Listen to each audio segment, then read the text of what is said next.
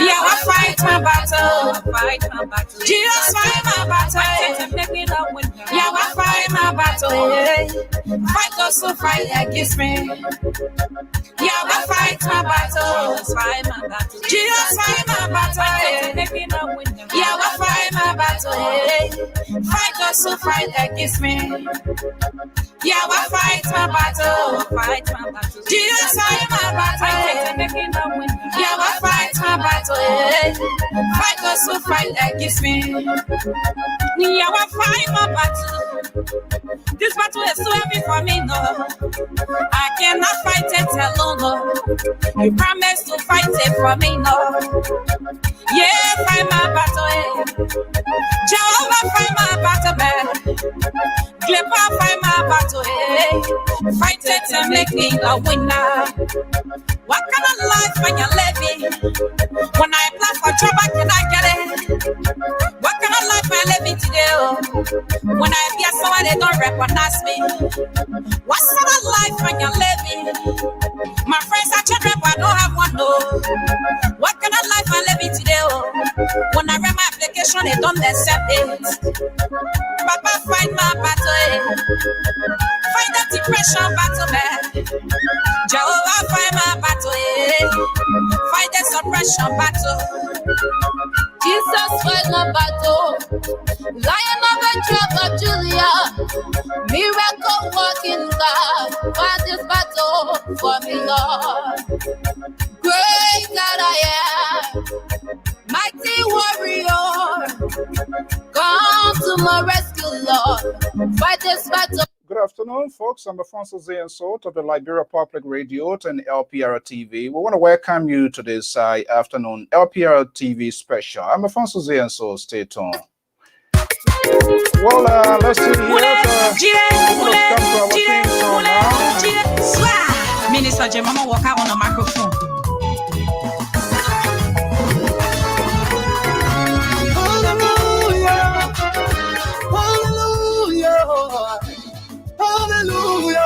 This is our theme song for today, and as usual by Minister Baz. The first music there was by Minister Jemama Walcott, a gospel artist, traditional singer. That's the beauty, that's the quality of Liberia Popular Radio. We always showcase the goodness of Liberia.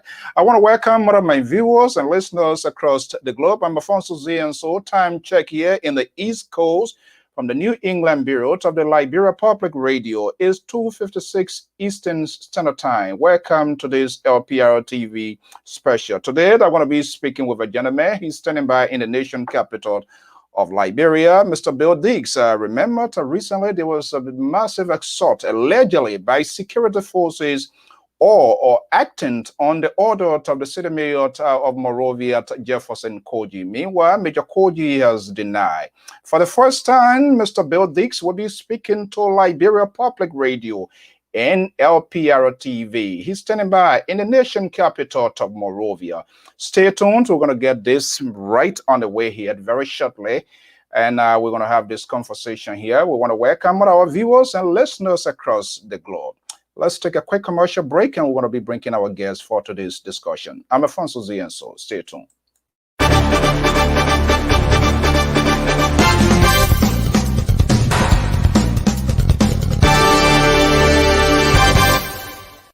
You've worked for months to bring your or your client's event to life, but unfortunately, the world had another plan. In reality, the only thing you lost is the venue. We take your vision for hosting a virtual conference and bring it to life online. No matter how complex your agenda is, we produce a smooth, engaging experience. Call the Liberia Public Radio today and schedule your event. Our number is 682-433-8802. If you prefer to submit your request via email, please send the request to liberiapublicradio2012@gmail.com. Our staff are standing by waiting for your phone call. Well, that's it right there. Just in case you are contemplating how to go about to do your convention because of this deadly coronavirus, Liberia Public Radio has the ability to do that. I want you to watch this, and I'm going to be bringing my guest. Hello, welcome to Spoon This is TV Mr. Live. Leaks. Recently, And we he was have the attacked in CEO Liberia. of Vision.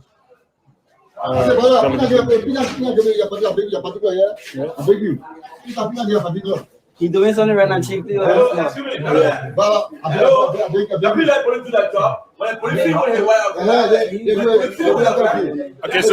can you tell what happened to you, brother?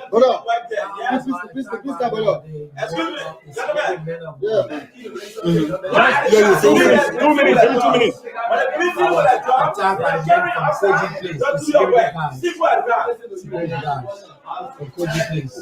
Okay. Why actually did this happen?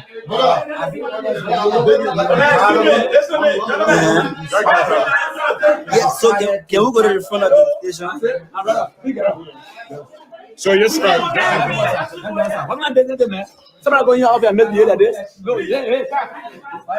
Okay, that's what you see quite recently in the West African state of Liberia, with elections ahead. Crime rate is on the accelerating across the country. Liberia Public Radio is going beyond to find the talking point in the midst of the consequential elections in Liberia. Our folks are in Nima County reporting. Look at this row here. This is Ganta Saniquilet row. How can election be held? What is the guarantee that voters will even get a sense of what they are doing? What the heck is going on in Liberia? This row here, courtesy of our folks at Liberia Public Radio. Let me make sure here, a photo here. But our Liberia, Daniel Gater is our national correspondent based in the city of Saniquili. That's the road leading from Ganta to Saniquili. Well, let's return to the nation capital. Standing by is Mr. Bill Diggs. He will be joining me and speaking for the first time on Liberia Public Radio. The incident that recently reported and courtesy of Spoon TV with that video. Joining me now from Liberia is Mr. Bill Diggs. Mr. Diggs, good afternoon, good evening, and welcome. Good afternoon and good evening, Mr. Sia. Nice being on your show. Okay. Please, is just to give our listeners and viewers the sense of who we're talking about, what transpired. The purpose of that video is not meant to dig up the old wounds here, but to bring the reality and the facts check to our listening audience. Well, it's good to have you here. Thank you for accepting our invitation. So let's inject humanitarian into this conversation here, of course. But you will also answer tough questions. Let me just let you know off front now. How are you doing so far? Well, so far so good. I'm trying to observe my own health, but I'm trying a little by little. Little by little. Meaning Little by little. You're not still well. No, I'm not. I'm not. Absolutely not. I saw the images coming courtesy of Spoon TV. I just could not believe it. I thought it was like a battleground open. But in as much, I'm not going to sympathize with it, with asking you tough questions as well. But I want to thank you for coming to this network here. What really, do you remember what occurred? Exactly, I do remember what occurred on that fateful day of my incident. What happened? Well, we had left there's a famous restaurant along the Colma Avenue that everybody knows about. People that are in Liberia and other Liberia. That famous restaurant is owned and operated by Madame Mary Kwekwe. We stopped by at the restaurant, had our food, and later on we decided to leave. It was my colleague and I, Mr. Roosevelt Kepa Jr. He was driving the Jeep, and we saw one of our friends, and so we decided to back off the road to have a chit chat with our friend. And as soon as we stopped our vehicle, and just in 1 or 2 minutes, The guys are standing by the home of the Lord Mayor, Monrovia City Mayor, Mayor Koji. They came out to us and said, "You guys will have to leave from here." So we tried to inquire why were we to leave, and then they said you cannot park there. And so I asked them, "Is there a restriction in the area that nobody can park?" They said, "Oh, we know you can't park here." So I said, "No, this is a public area. We are not blocking the entrance of Major Koji. We park on the side right by the garage." So it was adjacent Major Koji house. And they kept on saying that we have to leave, we have to leave. And we told them absolutely we weren't leaving because we were seeing a friend. And they kept on bashing at us. So what I simply told them was what they were doing was wrong. That wasn't right at all. And as such, if they would continue what they were doing, I would carry them full blast that Major Koji will see and the world will see what they are doing. What So do you when mean I by, use the word, what do you mean by full blast? uh, I run Vision Online TV, and I also run Bill Live coverage. So I was going to put them on Live so that people would see exactly what they were doing, because that wasn't a good example they were setting, being security guys. Okay. By the way, before I go further, I'm a security person by profession. All right, I'm a professional security person. And so I said, when it comes to human relation with public, you got to be mindful how you deal with people. And so when I said I was going to put it on full blast that the mayor will see and other people will see, it aggravated them. The guy. And so, yeah. And so as a result, they decided to move on us, my colleague and I, Kipper and I. How And many so how many persons are we talking about? Do you remember? How many security men you remember? what I do know, what I calculated was 7 in number. There were 7 in number that came out to me. The first guy came rushing straight to me because he wanted to grab the phone. If you observe my first recording on my page, I think it lasted for a few seconds. It went up because they came out to me and I decided not to give the phone when he rushed on. So the other guy came straight with the baton. Another guy came with the baton. Another guy came. And so they were coming out like the lions. Okay. What they did was they came running out of the fence of Major Koji. All right. And They so they recognize the residents as Major Koji's resident. oh yeah, I usually pass that route. But like I said, there's no law on somebody parking by Major Koji house. There's no restriction. No, Anybody? there was no any sign posted to indicate. No, absolutely. There was no sign that you can park here or this is a restricted area. All right.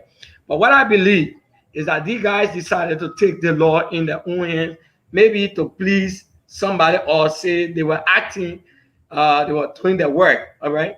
And so if you observe the next video, these guys were beating on me. And I thought, okay, let's do it this way. We're going to keep it in the conversational style, and I can tell you, you're not going to do no roller skating here. I sympathize. I am actually outraged what happens, but we have an honest conversation. Do you remember seeing those folks, the 7 person allegedly you are saying, were they wearing a uniform? Did you see them? They were identified as security personnel, maybe from the city corporation. You recognize that? Few of them were in uniform. The other guys had just come to change detail. So because usually when you come to change detail, you will come either in your color clothes because you got the night guy and you got the day guy. So you will come to change your uniform. So there were some of them that were already in mufti and there were some that were in uniform. But I was able to identify some of them. Like I told you professionally, I'm a security guy, right? And so I was able to identify them. Okay. Yeah. All right. So then what happened next? All right. So they kept beating on me. And this hand of mine, you see this mark here? I got a knot inside right now. I've been pushing it down. So I tried to save my head of the attack because our extended baton The men were beating me. All my back was bruised up, my leg bruised up, under here bruised up, blood gushing from the back of my head. All right. And so I decided to go on Build Life Courage and carry it live for people to see what has taken place. Then I went to Vision TV for people to see what was taking place. Mind you, I must be very clear on this. Maybe somebody will want to ask me, "Oh, how sure are you?" But on the night of that stuff, Major KOJEE was not around. Those guys then acted the way they acted, unprofessional. Okay, they have gone to the academy, gotten the registry training, but did not exhibit such training. So right? let's establish the facts here. From what I'm hearing from you, because in some of the posts they were pointing fingers that it was Major KOJEE, others they were acting on. I come in, but I recently Major KOJEE also appeared on Spoon TV that I watch, your sister network TV.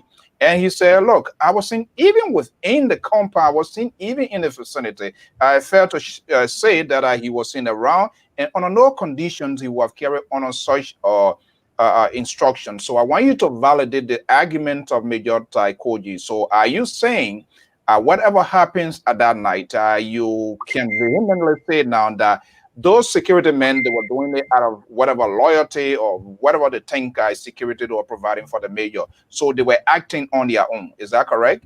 They were acting on their own. Let me get it straight. I don't think in my mind there was an instruction given, like I said. They acted on their own because on the fateful night of that incident, Major KOJEE was not at his residence that evening. He was not. Because had it been, he would have come outside because the crowd was there. I'm telling you clear a true story. He wasn't there. All right. They did what they did. Now afterwards, they started to show remorse of what they did. They begin to hit me. I ran from Major KOJEE fence all the way down, almost close by to Mary's shop again. It was one of my friends who's in the police, Harold Jones. He came to my rescue. He came on because when they saw where I was running, so they decided to retreat. So they came back to base. They came back to base. Why you were so much in pursuit of you? Do you know any of those guys, any sort of fragments or some sort of anything happened down the road? You remember recognizing any of those guys with you? Do you think there was something they were getting at or what? Well, I remember them, but saying to come in contact with them, knowing them prior to the incident, you had any tussle with any of the individuals in your lifetime? You remember? No, absolutely no, never.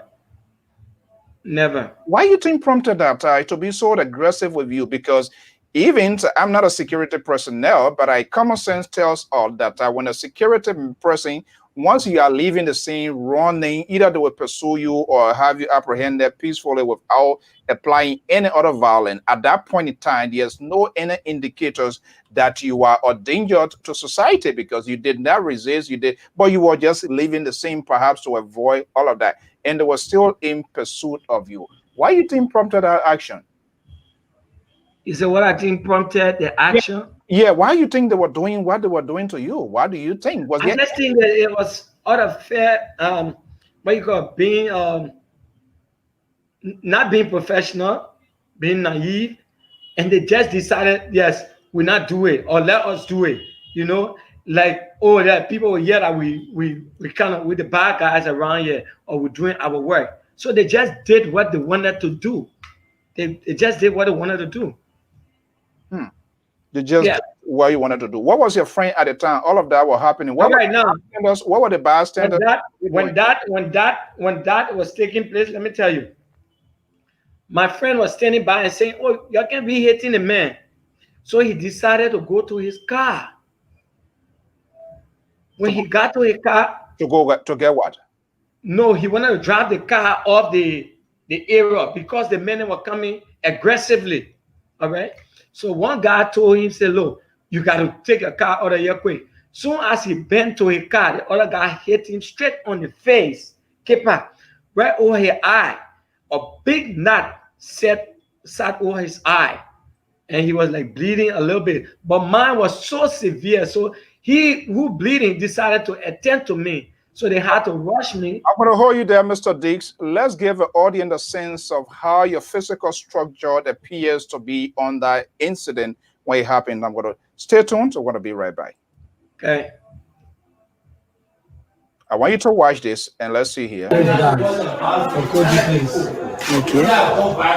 Why actually did this happen?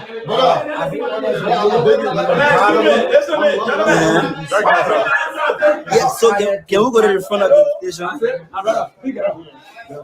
So you start. I'm not business, man. Somebody going off and make the other day. No, yeah. What is that? If you watch that today and the conversation that we are having now, what comes to mind?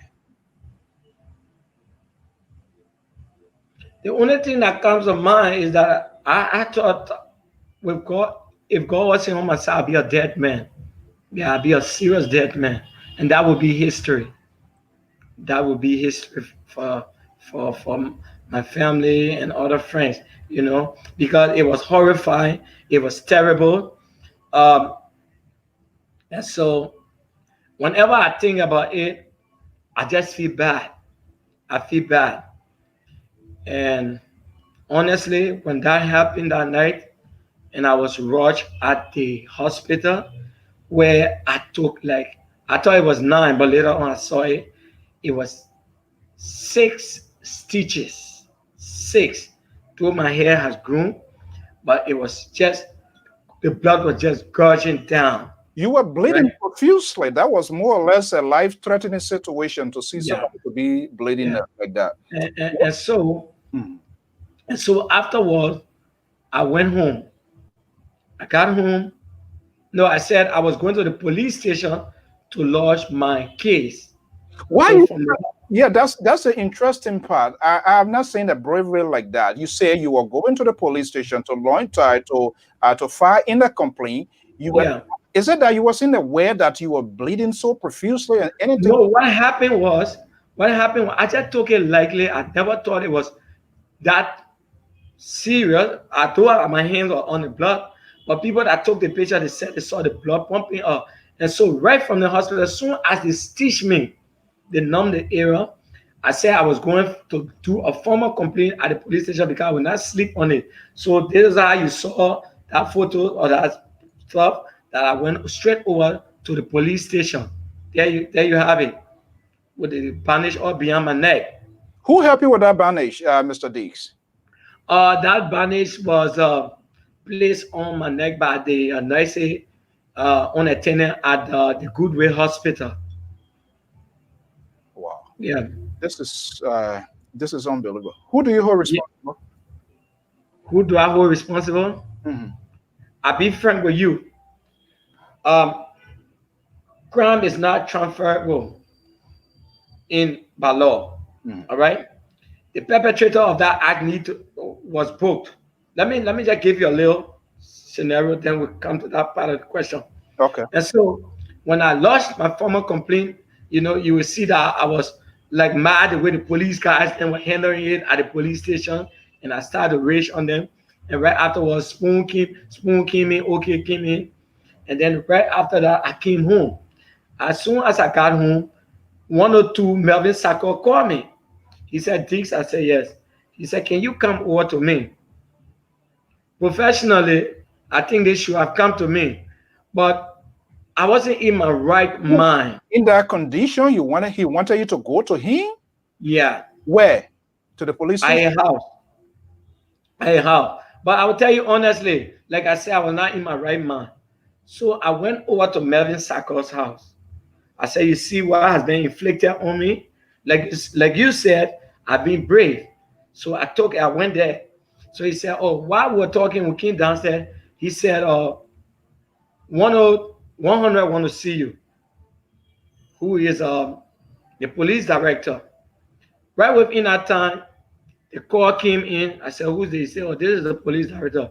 Bill, where are you? I said, I'm to Melvin Sacco's house. He said, wait there for me. I waited.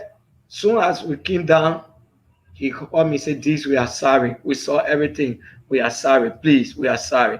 Can you go with me?" I said, "Where?" I said, "Because I want to go home." He said, "No, I beg you, go with me." And we drove all the way to CDC headquarters. For what?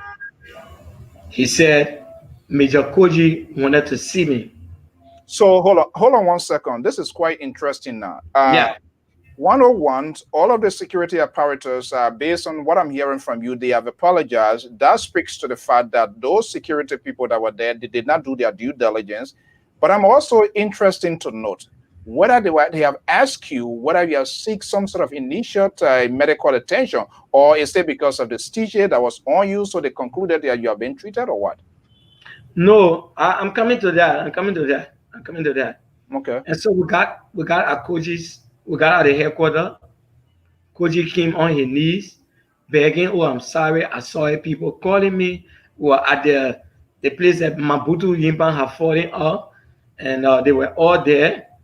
And so he came, he said, "Sorry." So I told him I got to get home.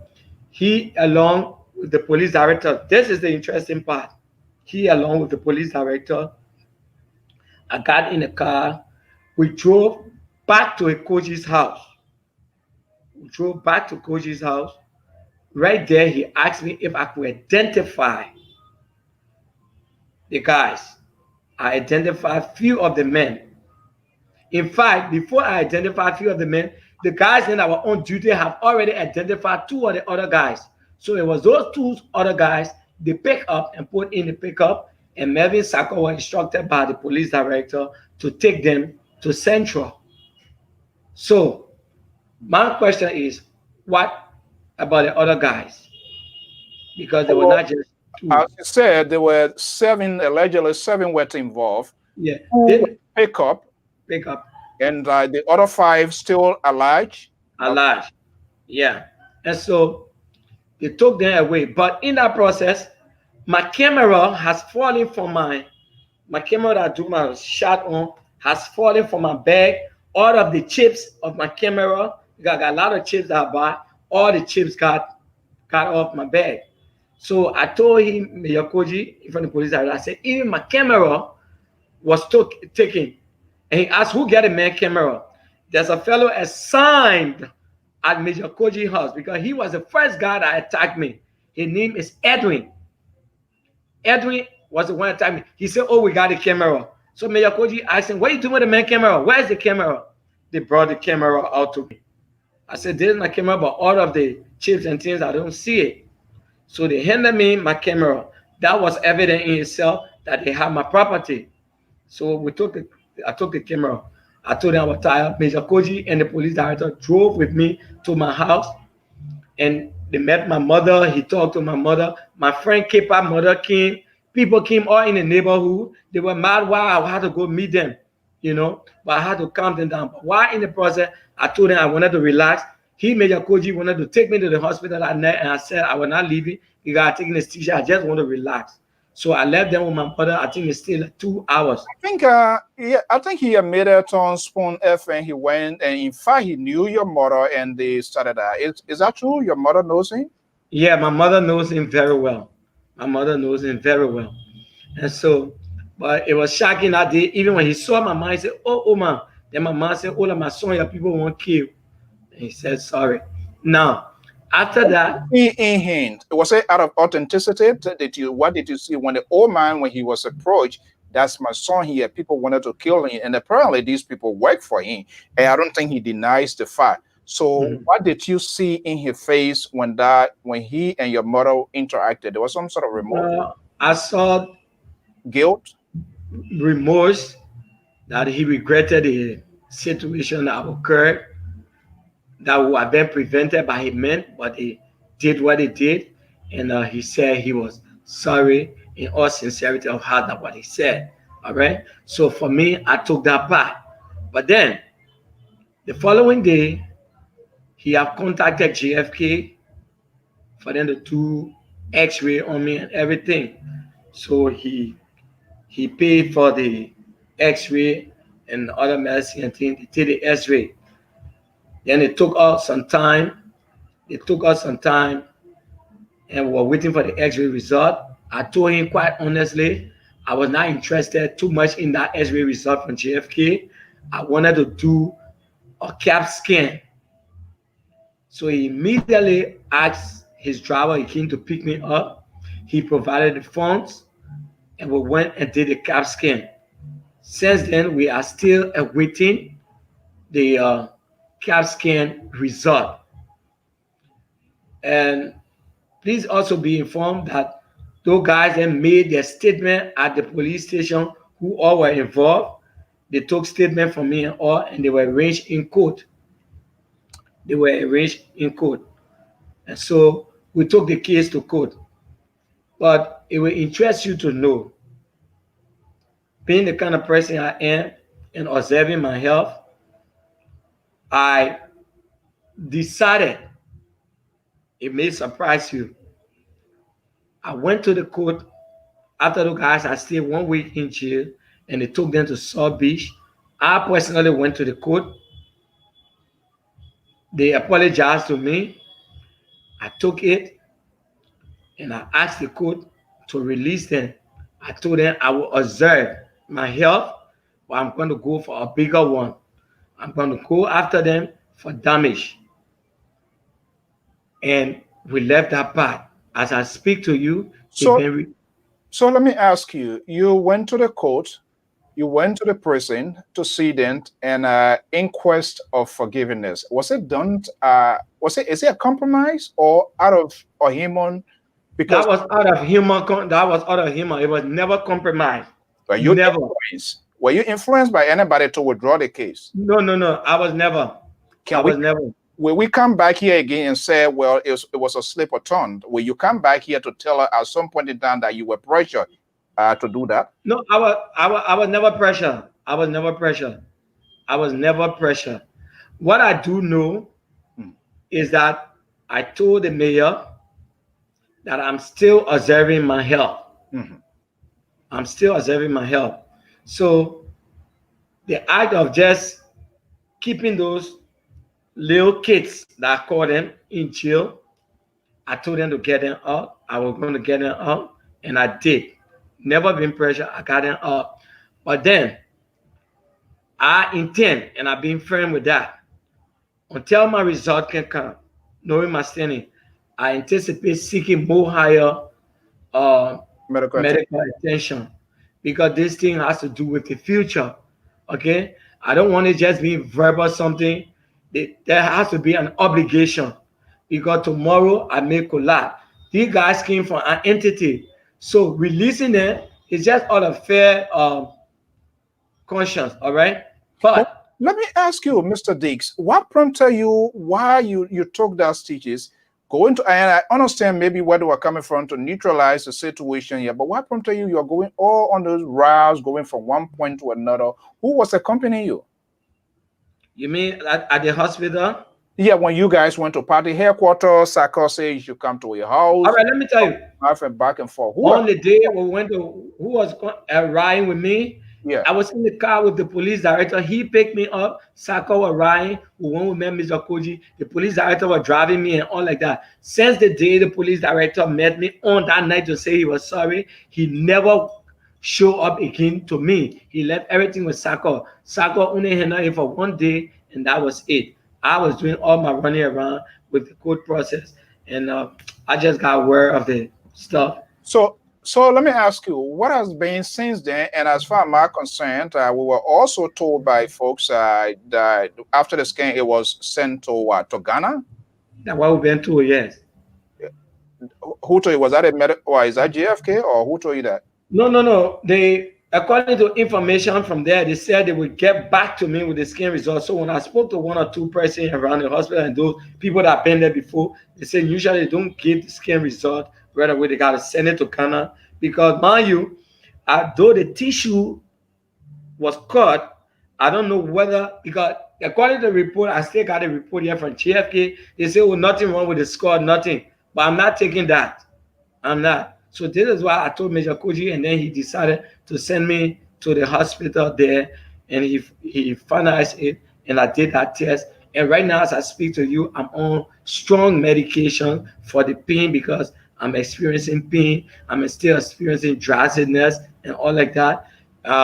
By the way, I'm a gospel singer. I can't sing the way I can sing because once I want to sing, I feel the pain and all like that, you know.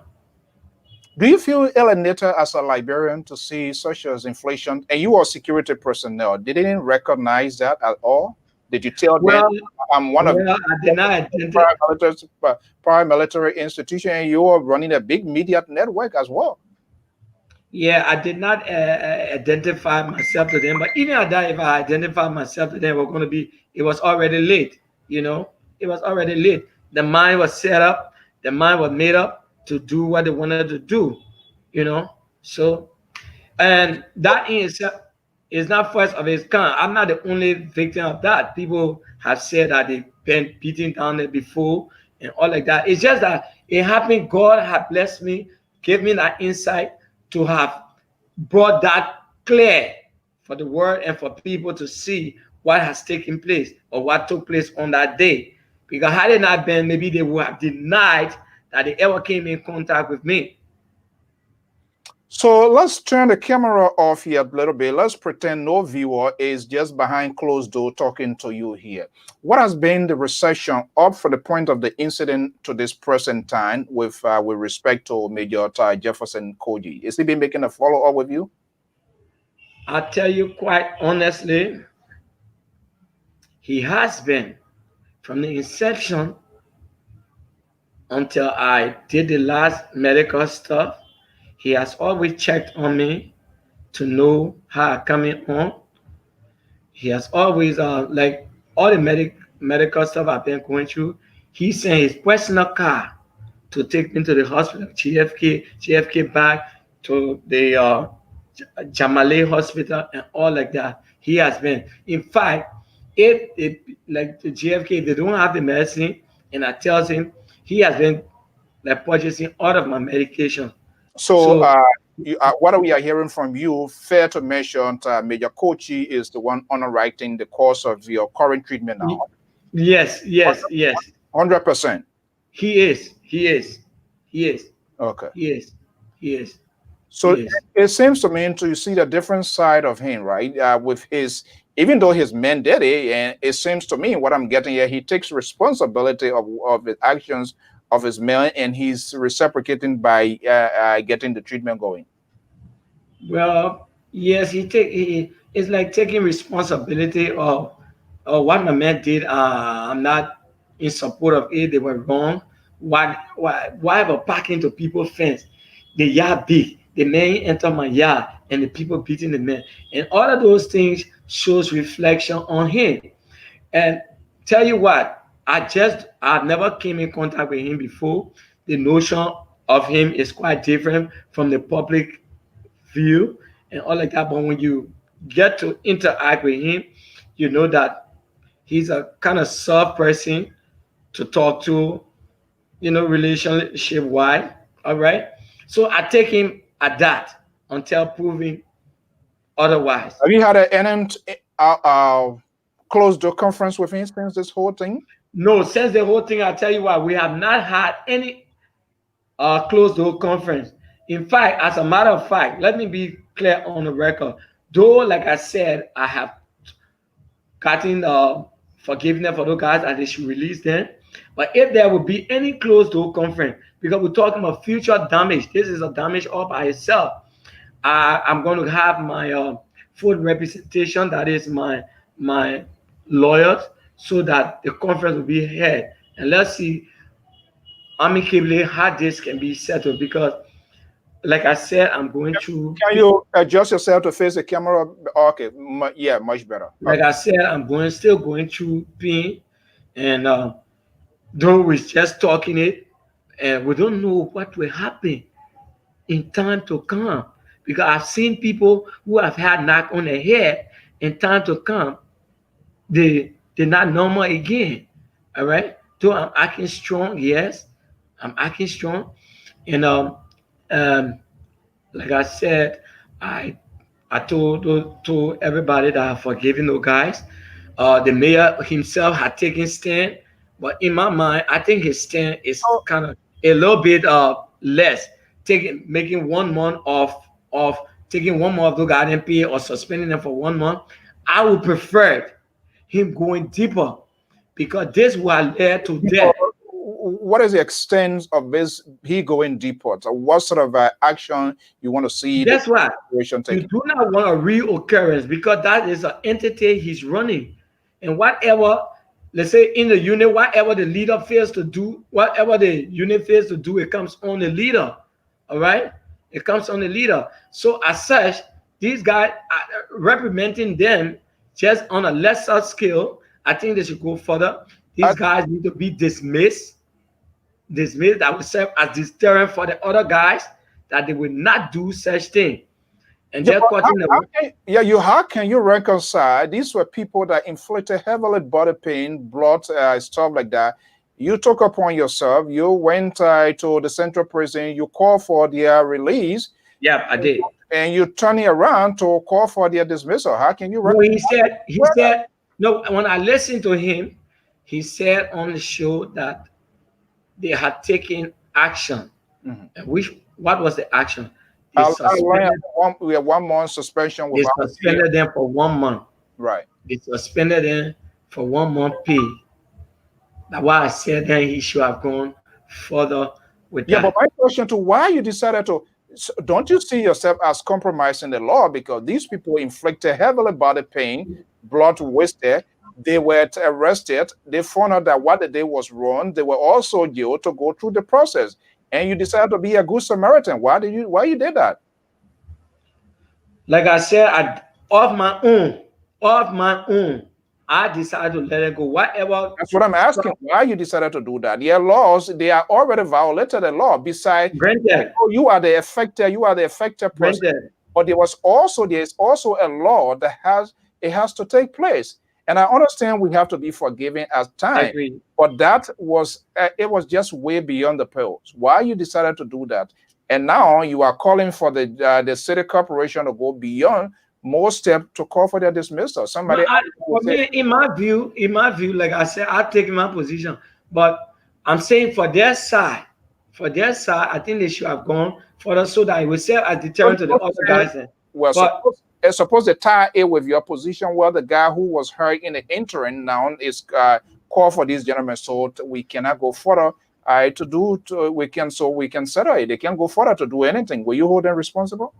Well, that's up to them. I've already left it, so it's up to them. Yeah. Will you file a lawsuit for bodily injury against the city corporation?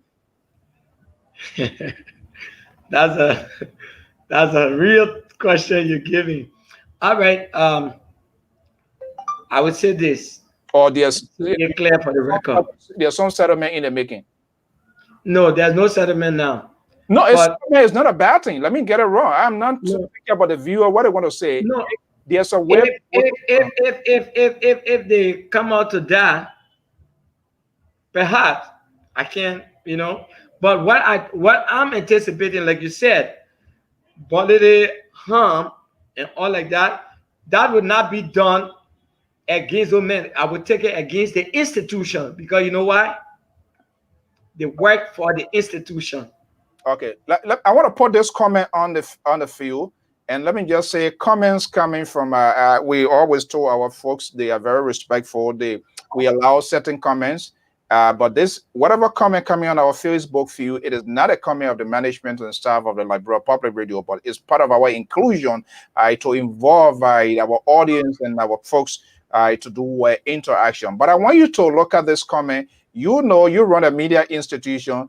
I run in one, other running millions. But at some point in time, when things don't go against in the favor of the viewers, they have their own way of airing their grievances. I want you to look at this comment and then I will get a reaction. Louis Gobain said, because he's being bribed to compromise his own right, Mr. So. Do you agree with this person? I've never been bribed. Never have I. I've never. So I don't agree with that comment, because I've never been bribed. Why would I want to accept bribe? No, I won't. So I've never been bribed. I'm not sure. People got the tendency of just concluding. That's not first of its kind. There are a lot of people. I get a lot of statements like that every time. Oh, my man, when are you to push the kids to sue the mayor, to sue the mayor, and you just compromise the kids? So yeah, you run, and probably people don't know you. You are a professional guy. You are a security guy. You run a big media empire in your own setting here. But this is like it's Liberia, it's Africa, third world countries. It's not like in the USA here. So my guess here, I'm trying to figure out here. I'm not sure whether it makes sense or not. Are you afraid of some future reprisal? If I go down hard on these people here, I'm going to still be doing my work. I'm still going to be working alone here. And anybody could do worse than what has happened now. Is that all of that factor in, you think? I'm not thinking in that direction. There's no reprisal. There's nobody going to do anything to me, So I'm not thinking in that line. If you see what is unfolding now, this was just you just standing by, and people came say you have nothing to do here. And here we are, there's a consequential to elections. I want to tie it with politics because there's some sort of correlation with respect to how the security and how people react and what sort of loyalty they are playing or pledging to their superior officers. I have no idea. If you see what is unfolding on a daily basis, and see this consequential senatorial elections ahead, you seems to be a victim of something that has nothing to do with what the election going to be doing here. What comes to mind? You run a media institution. So what do you forecast? Well, from what I see is that I don't want to believe that such thing going through this time with December 8 will occur, but the security apparatus have to put their acts together. They have to put their acts together. The law enforcement agency in Liberia, they have to put themselves together because you don't want a reoccurrence. Because now people are behaving in different form and manner, But if they put their acts together, things will move very, very smoothly. And though there will be some who want to just misbehave, but I don't envisage such thing happening. Do you think, first of all, and we've been extending invitation to the security apparatus? The last time I spoke with the Attorney General of the Republic of Liberia, he told me after October 10th, he will appear, Councillor Musa Dain. He presides over the Chief Joint Security here. Do you think with what we are saying, you are currently in Liberia, you see vis-a-vis things that are happening. Do you think the security has control over any kind of violence in that country? And the reason I'm asking this here, the government forces, supporters of the government forces, the opposition, ordinary Liberian, nobody is out of the box. Everybody's involved. If I see these militias with their red bearer, I'm frightened because I went through the war. I saw a red bearer when I was at the port, when Prince Johnson came, when I went to Sierra Leone, people came, I saw a red bearer, and I know the repercussions of red bearer. But here, interestingly, I listened to Director Moses Cato. Our invitation is still out to him. He yet to come, and said that nobody should wear anything attire like police brigadier.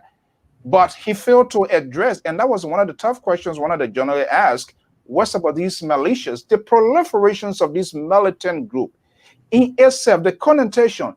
And I'm so surprised that the opposition are not doing anything. They are adding up to the fuse that the national government is also building. You see this one, they call themselves Brigade Solidarity. This one, militant. I don't understand. How can we be in a country to have these sort of people? And these people, they don't take instruction from people. I'm not sure whether the police have authority, for example, for CDC to brigade group. What if they can have authority over CDC brigade group? Can they have authority for ANC, for LAP, for Unity Party? And the list goes on. Well, that's something in itself that they're going to figure out. I can't speak to that. can speak to that. Are you willing to take a few questions from our audience? Oh, all right. No, it's an exclusive. It's exclusively up to you. Then I can put a number here for us to have interaction here. But like you said, yeah, I'm happy that you say, and Major Koji, we also try to reach out, if possible, to giving not an investigation, but one of the most important things was to reach out to you, because I listened to him extensively on Spoon FM, and for us to validate his argument, to know what was happening with you. But how are you feeling so far? Like I indicated earlier on,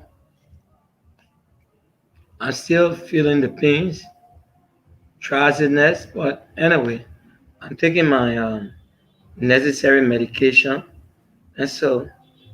Did you answer my question as to whether you're going to file a lawsuit against the city corporation? You just smiled with that. I'm not sure whether you answered that question. Do you? I did. And what was the answer? I said the individuals in question work for the Monrovia City Corporation. So? And so, like I said, crime is not transferable. People say sue Mayor Koji. No. No, I'm not. No, I say people. I say you. They are speaking out of ignorance. The institution. Right. They work for the institution. And so I'm looking at that very keenly. And once I've digested what I'm looking at, the public will get to know. The public will get to know. If you file a lawsuit, is that what you're saying? The public will get to know. Supposed to call you to cut a deal. Will the public know, or will I know as well? Definitely, you on your show. You call me to your show, so I said the public will get to know. Okay. All right, folks. This is meant for us to create an open conversation on some of the things that happened. I'm having with me here Mr. Diggs, who is the CEO of a major network in Liberia as well. I'm gonna that's the number out there. We're gonna be putting it out, or it's already out. I'm trying to see what I can pin this number here. Let me see here. Let me see what I can pin this number. Okay. Okay, there you have it. The number is pinned, and please ask a question, and then we'll see what we can do quickly here. I'm not sure we're going to be here for the longest, but we can ask. That's the number there to call. Just call, and then you can we can get this done. I'm Alfonso Z and Sort of the Liberia Public Radio and Lpr-Tv. That's the number there. We just call to express your view. Look, I want you to look at it. This has nothing to do with you. And I'm not sure whether your correspondent can even go here. Look, this is the road that leading to Sonny Quilly, right? And we are talking about election is already on hand. How can these people really go to do this? You know, to have a free and fair election. So the number is there out there, 682-433-8802. I'm Alfonso Z and Sort of the Liberia Public Radio and Lpr-Tv. Stay tuned. I'm going to be taking a quick break here as well, and then we can have this conversation here going. Again, stay tuned. I'm Alfonso Z and Sort of the Liberia Public Radio and Lpr-Tv. Let's see here till we can have a quick break to have a quick commercial commitment here, and then we will have we're going to cut the day off here. We're going to cut the day here as well. Stay tuned. I'm Alfonso Z and so here with Mr. Diggs. Let's go here. Let's take a quick moment. Okay, let me go to this caller here. Hello, caller, are you there? Yeah, I'm there. This is KZ. Okay, KZ, how are you? Go ahead quickly, and I go to your question, and I will go to the next person. Uh-oh. Yeah. Hold on 1 second. Somebody there. Keza, go ahead. So my question to Bill is, with the kind of casualty, inflicted on him, I want to get his own presumption, what's his own or view about the present MCC security to do the comparison to the present MCC security and that of the past regime MCC security as a whole. How ready he look at everybody performance. Okay. Do they have professional experience? Look at their professionals experience from the recent one and the past. The leadership. I really want to know. Okay. All right. Let me go to the next caller. Yeah. Thank you so much, KZ. Bill, just take down the past experience and the MCC and that of you now. Okay. Let's go to the number. Your 366 number. Are you there? Yep. Okay. What's your name? My name is Marcus Benny. Okay, Mr. Bennington, how are you? I'm fine, sir. Okay, what's your question? What your concern? You don't necessarily, if you don't want to ask a question, but you as a librarian, what's your concern? If you have any question for him, that's fine. But my concern is that Bill is a professional security officer. And now he's running a media institution which is very far as a young man. And he being attacked by some group of men that was acting on the order that or maybe the city made, I don't know. But Bill, let me ask you a question. With the kind of proliferation of security officers or these people wearing red barrel, blue barrel, you think it will be hefty for young men like you who want to progress in the media to be critical of stuff? You think you'll not compromise your position as you have done already with Jefferson KOJEE? Okay, let me go back, then you answer. Mr. Dix, are you there? I'm here. Yeah, the question, you heard a question, right? Yeah, I heard a question. Let me attempt to speak on the first one. Yeah. The guy was asking whether doing comparison with the past MCC and that of the present one. I will tell you what.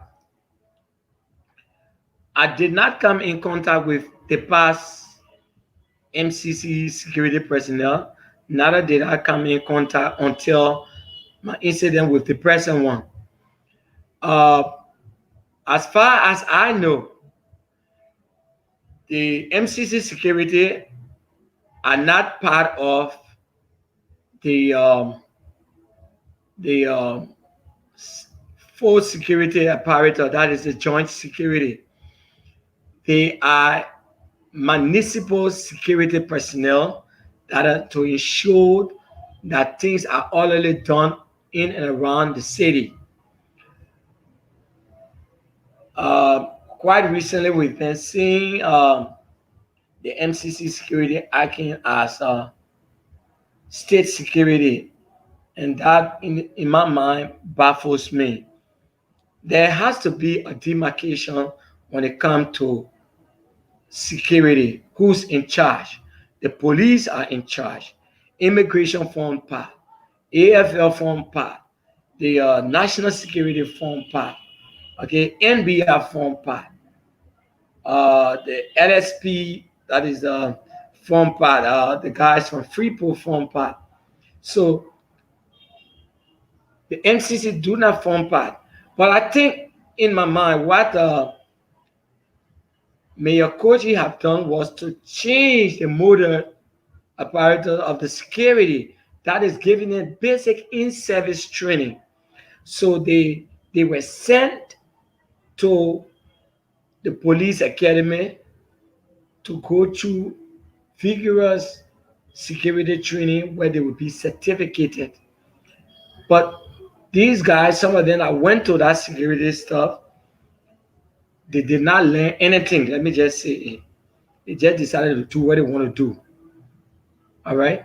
So comparing the past with the present, maybe at that time, the past, they didn't have too much weight on them. And today, these guys in the present one feel they got too much weight on them, and so they do what they're doing. And so I can just do that comparison.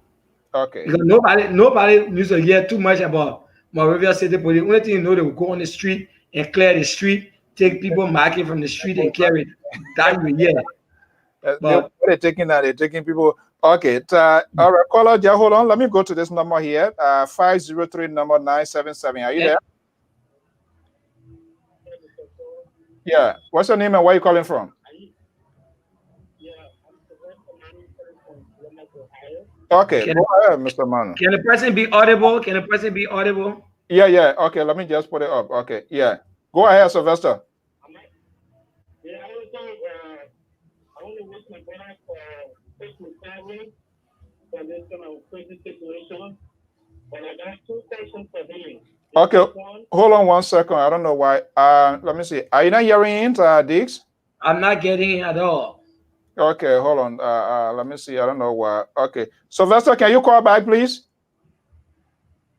And just to address the other guy, he was talking about compromising. What is that? I'm not compromising anything. Well, you know, our people here. Just hold on 1 second. Let me see what I can get here.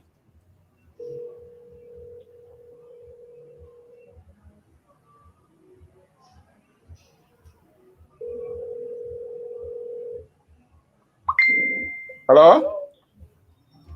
Hello, Sylvester? Hello? Are you hearing me?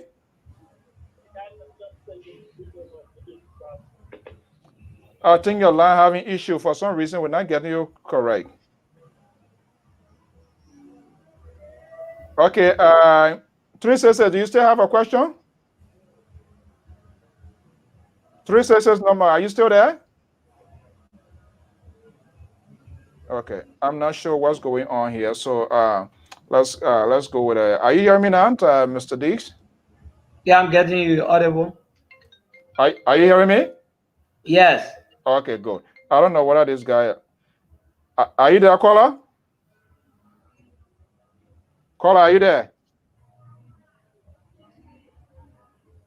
We're not hearing you. Are you there?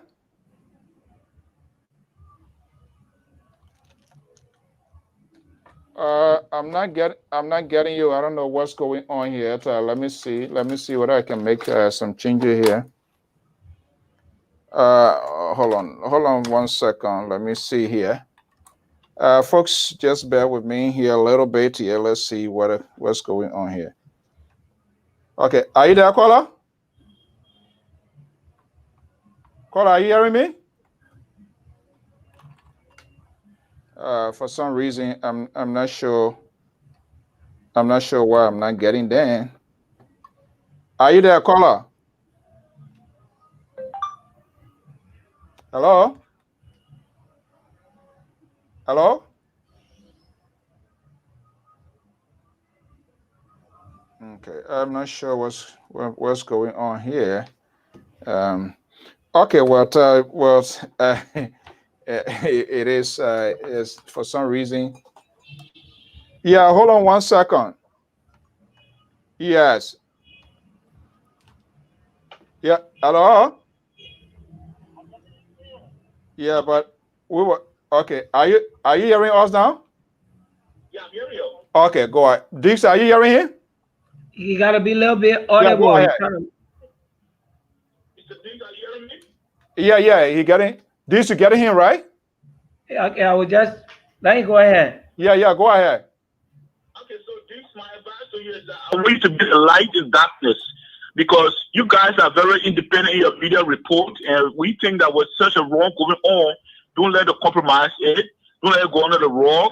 Make sure the guys' opponents go to court and they serve the due punishment in court. With that, it'll be a self for the deterrent. But the way you went behind the court and did those stuff, I mean, it could be me, it could be any other person. So we hope that you take due diligence of your own health and your own security, and so you'll be able to expose the evil of the society. Okay? Thank you. All right. Okay. Thank you. All right. Let me go to the other person yet. 336, are you still there? Yeah, I'm fine. Okay. All right, then. Thank you. I just gotta get you guys up. All right. Thank you so much. Right. Okay. So there you have it. It's hard to be in this business, and I know sometimes I have to make accusations, but sometimes people make some tough choices, tough decisions, and You know, that's their view, that's their opinion. People writing, all right, the man already feeling getting the money from City Corporation. The man already feeling getting the money from Jefferson KOJEE and all of that. But you know, we have my only to tell you honestly, my only appointment was not to go to the court. I mean, to the prison to call for these guys' release, because, and this is the problem. And I also see from where you're coming from, because these people, people are loose. People harm people for no reason. You know, they didn't even see the infliction, the damages. We don't even know. After 1 year, 2 years, like you said, the pain and the aftermath of that. But now if you press on, now you will be seeing the bad guy. But sometimes we have to take some tough decisions. If I were you, I was not going to go to that central prison to call for the release. I want to see how the law actually going to play out to factor in, because like the other caller said, people need to learn a lesson, because these people are not trained and they just hurriedly gave them uniform. They gave them anything. And so their loyalty is more to the individual than the job descriptions. I don't know whether they even fill a form to say, this is what you're supposed to do. Who was the commander on shift? What was the interaction with you and then for them to even resort into such a brutality? That's so ridiculous, you know? But it is what it is. Caller, go ahead quickly. Hello? Yeah, go ahead. Oh, okay. Good afternoon. This is Eugene Shaw, recording from Hamilton, New Jersey. Yeah, my brother Dick's in studio. How you doing, my brother? Yeah, go ahead. He's hearing you. Fine. Okay. My concern has to do with the brutality that went on Dick's and one of his friends, and that friend happened to be one of my schoolmates from the SDA on Compton Road. Since Mr. Dees is in studio, well, Mr. Dees, I'm sorry, maybe I'll be taking you back. I don't know, but can you really tell me exactly what really transpired between you and police security? And, my man, and then it led to your brutality. Okay, so this is what we're gonna do. You're taking your way back, and like you rightfully said, you're going back. All of those conversations we have had then before, so it means I want to be going back to the whole interview. So probably to get a good sense of that, just listen to the replay and you will get a sense. And who knows, so we can bring Mr. Dix back here again. But based on what you heard so far, yeah, any question you want to ask? Okay, now, but as far as the situations have gone, so Mr. Dix, what have you decided doing after your brutality? What have you decided doing, especially it has to do with your head, and because you don't know whether there was any fracture and this, that, and I mean, I just got on the show and I'm hearing people saying you are compromised with the entire situation. So what actually are you doing as it relates to the court proceeding? All right, thank you so much. Let me go back to him. You know, the compromise war now is a household name area where the day even down to the host of program, the day you talk it once it's in their favor, then you're the right man. The day you go on the other side, you flip, then you are compromised. So I'm so used to it now, so I don't know. But you want to speak to that question quickly? I think I've said it before. Right. And I've not compromised it. And I'm observing my treatment yet. And like you said, this is a long-term thing. So we will definitely get to the table and discuss this matter. And whatever the outcome is, you, Mrs. So, I will let you know. Because I will not just leave it like that. I want the world to know. And this is why I said what I said. Because if Mr. KOJEE, in his right mind, had not come up or been boisterous, I would have still taken the airwave. Initially, I took the airwave. I think one Sunday ago, I took the airwave and stated just what I stated here tonight. That had he sat down, oh no, none of my business, this one, that one. Maybe from the human side of why I took, because he came down humanly to say he was sorry. So I took him at that. All right. And so this thing about compromising, there's no compromising.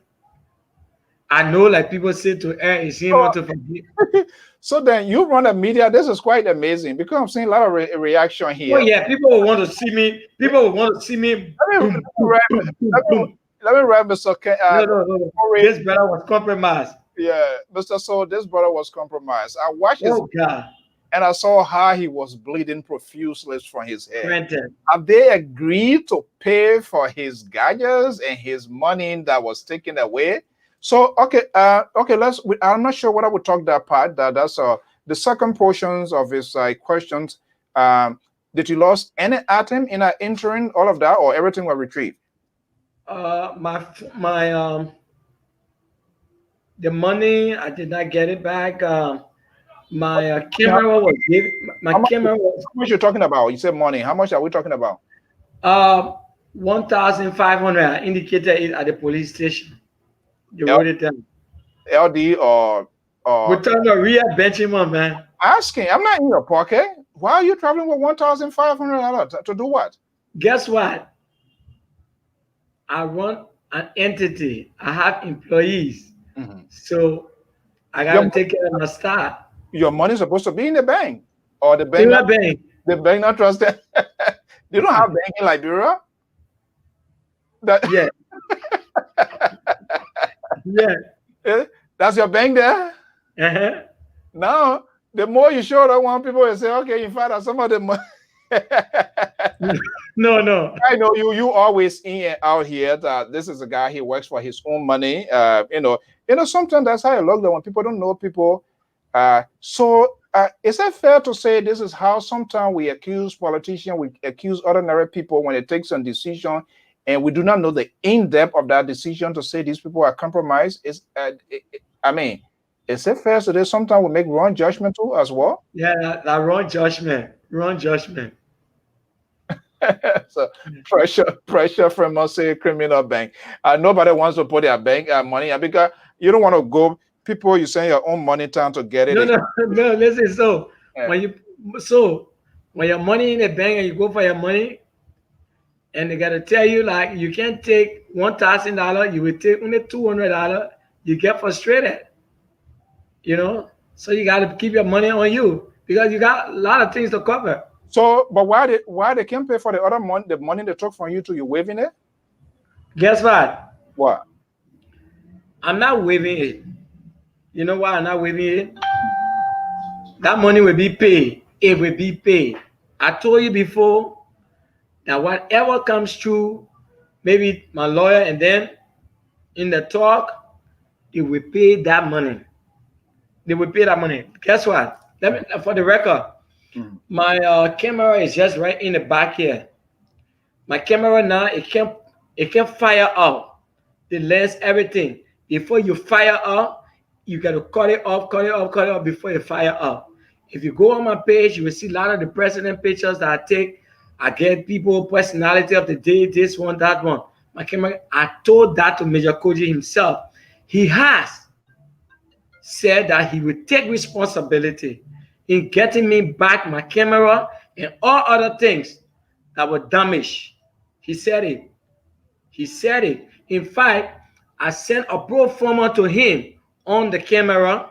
I told him the cost of the chip and every other thing. He has given me his word that he would definitely make sure that those things are gotten back. But his first concern is my medical, and that which he has committed himself to doing and is doing right now. Okay. All right. So let me go to this. Down here. Let me see. I see somebody here. Who is it? Caller, are you there? Yeah. Good afternoon. Good afternoon. I was calling from my Chicago resident. Yeah, Chicago. What you say? How is Barack Obama? Okay, to the issue. I understand that honestly, from my judgment, I can truly say that it's kind of compromised in the fact that this guy in question, this guy in studio did recognize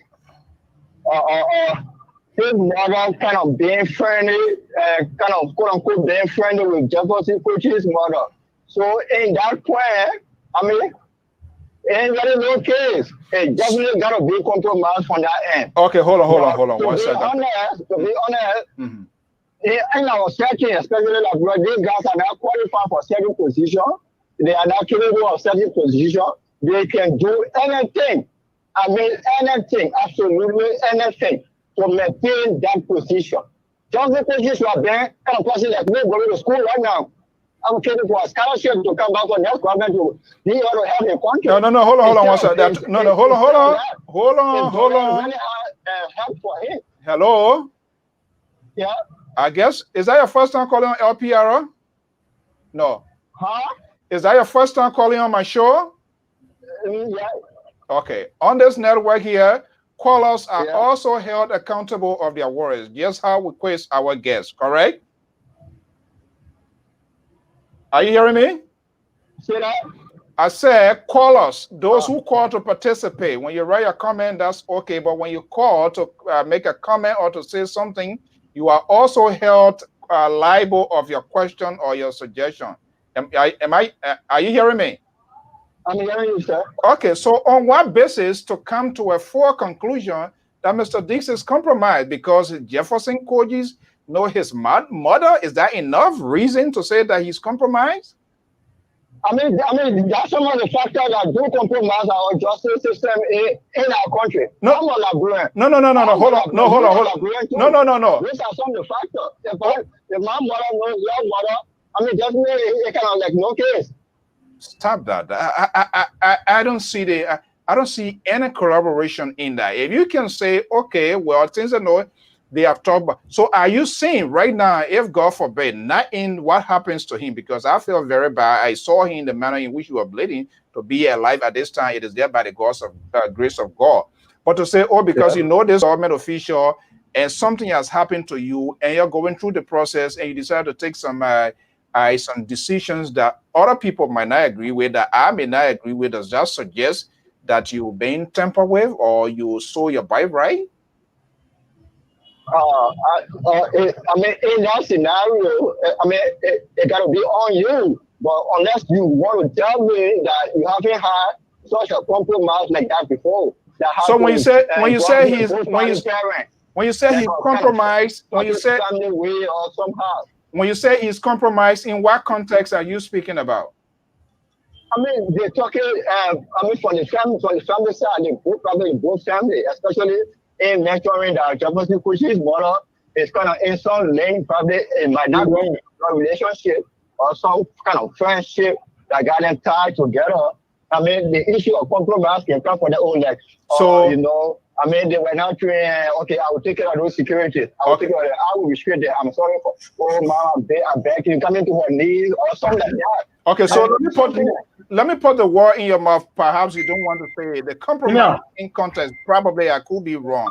Are you saying he's compromised financially of his own health problem? Is that what you're saying?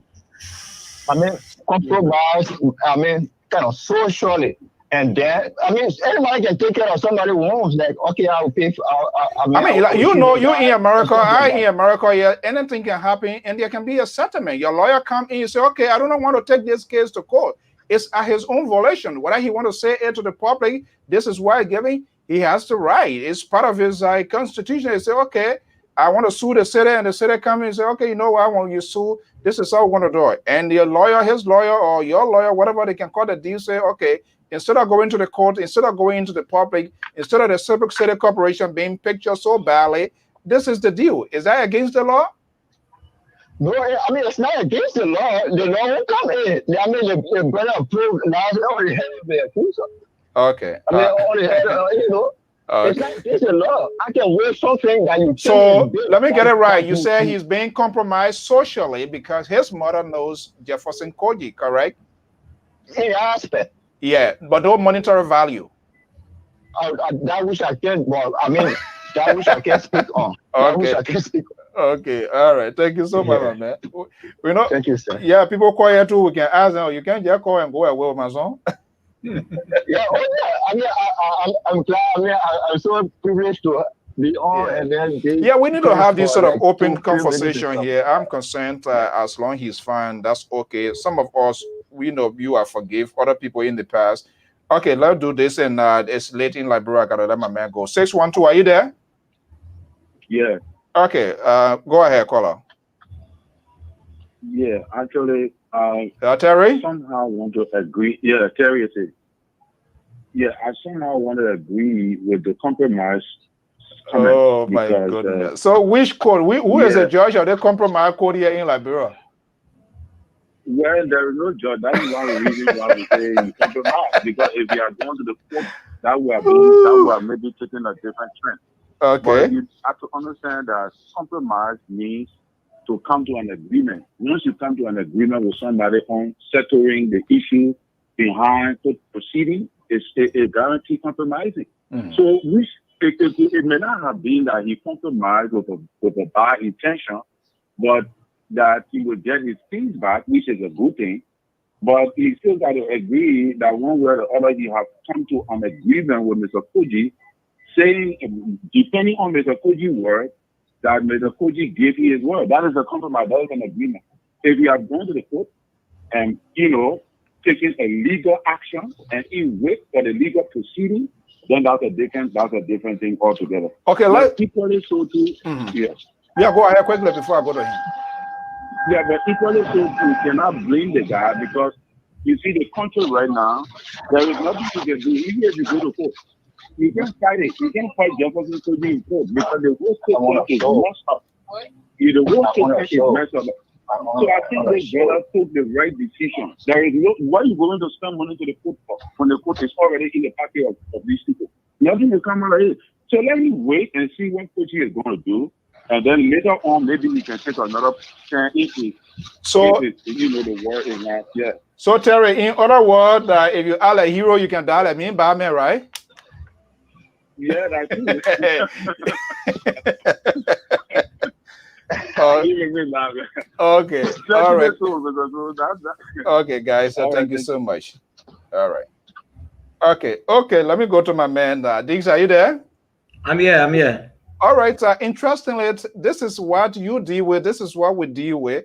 The other guy, he's compromised because he compromised socially because his mother knows Jefferson Koji, but he refused to admit the fact that monetary value is attached, which is okay. Well, I want to thank you so much for taking off your time to speak with us here. What would be the last and final word answer, perhaps, I did not ask the question perhaps you desire me asking? And yeah, people are running judgment. Oh, that man, I've seen a lot of the tweets coming on our social few here. The man already finished settling. I don't know. Your blood, I can't out of you, then I'm my blood, or your blood. So you right now, there's not my body. I pulled down completely. No, I'm saying I know. I can't even walk straight and up. But I'll tell you in all fairness, and for the benefit of other listeners, let me say this, that I have not been compromised. I'm just taking it on the human side. Yes, I have not been. But like the last caller said, maybe because of what Koji has said to me, we still look forward to that we can be able to sit at the table and talk, because everybody will say, oh, it's all right, it's all right. And tell you what, quite interesting, Mr. So, people like the group I identify with on 19th Street, everybody, every day flashing. My man, they say they may give you 10,000, they may give you 7,000. And even in my church member, they was sitting down saying, oh, this is not compromise. They finish giving this. Why you 5 cents. Chafe kappa. I just told you from the human side of me, that's what I did. But interestingly too, I have not, beside Front Page Africa, there have been a lot of other media houses that have been trying to get to me. I've never spoken to them. When I did my phone, because the phone was messed up, when I went to Facebook, when I went to WhatsApp, I saw your stuff. Why you decided to come to LPR? I said, no, there's my man. We met in Cleveland, Ohio, when he was giving the result of Augustine Maye, So I told you and Jerry, I monitored. So I said, no, then I need to talk to him instead of just standing down. In fact, the PUL has sent for me and all to talk to me, and I just play them and play them. I just said I don't want to go to press. You know, I was nursing myself, trying to recuperate. You know, that is the rehabilitation stage to see how I could talk. And you of all present being the first today, I'm on your show. Well, I think not to be a little bit chow here, it comes with the credibility of the institution because, and we reached out to Major KOJEE'S, and actually it was long before time, but in this case, you are the complainer.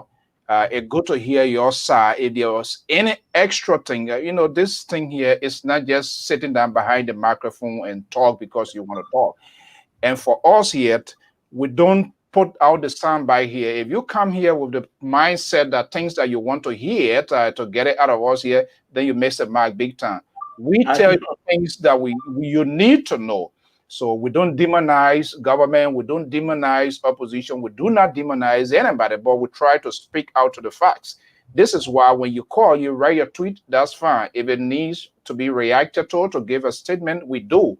But when you call here, you know, and say something, that's what I was questioning the other guy, because, you know, I know sometimes we jump the guns without knowing, getting all of the details, getting all of the puzzles together, and for us to come to a conclusion. We hear somebody first initial sentence, and we can't wait for the conclusion, and then we just conclude it.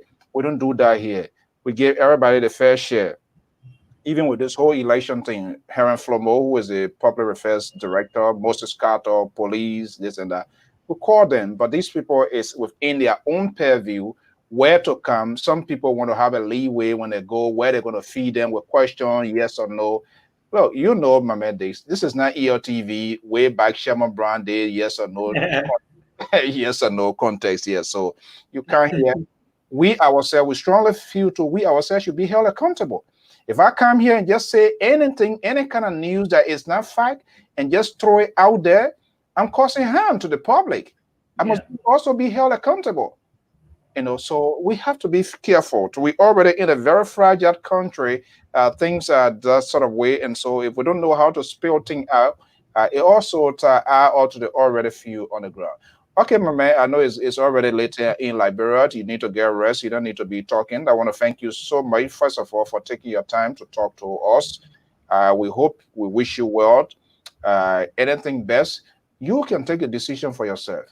Nobody can make a decision, because whatever any consequences that come after of that decision, you will feel the pain. I'm not feel the pain. I am just here to talk the narrative. So I value people's judgment, their decision-making process. And so that is, what is the last word you want to leave with? Hearing all of these comments, calling, and all of that. You as a Liberian, you in Liberia, you know what the heat is. You still in the media war, getting the words out there. What is the last word you want to leave with us? Well, I just want to thank everyone, most especially the media group that flagged up their concern, and this thing has gone worldwide. And I want to say that those of us that are in leadership in Liberia, most especially when it comes to the security apparatus, our people need to be talked to so that there won't be a reoccurrence of what occurred. Because anything of such matter portrays the image of their leader and the government. All right? And it's not a good thing in the international cycle. So I hope that they will take cue from this and act accordingly. And finally, it is my hope or my anticipation that the mayor of the city of Monrovia, Honorable KOJEE'S, will continue to do what he's doing as it relates to my medication, so that I will get proper medical treatment, because I think this thing in itself called for international or overseas medical checkup too. Yes, I'm not going to leave it that way. Besides that, like he said, he's going to reach out to me. It is my anticipation that he will reach out to me and will speak to the issue. And all of those things that got missing from me will be given. He and my lawyer, their team of lawyer and my lawyer will have to meet for us to get to amicably uh, what you call solution in this matter, so as to not let it spill up more. Because like you run an entity, I run to an entity and have more viewer. I will still come on air and state what the mayor have done, what we have reached to, and like I told you, I give you my word, you will get to know exactly when that happened.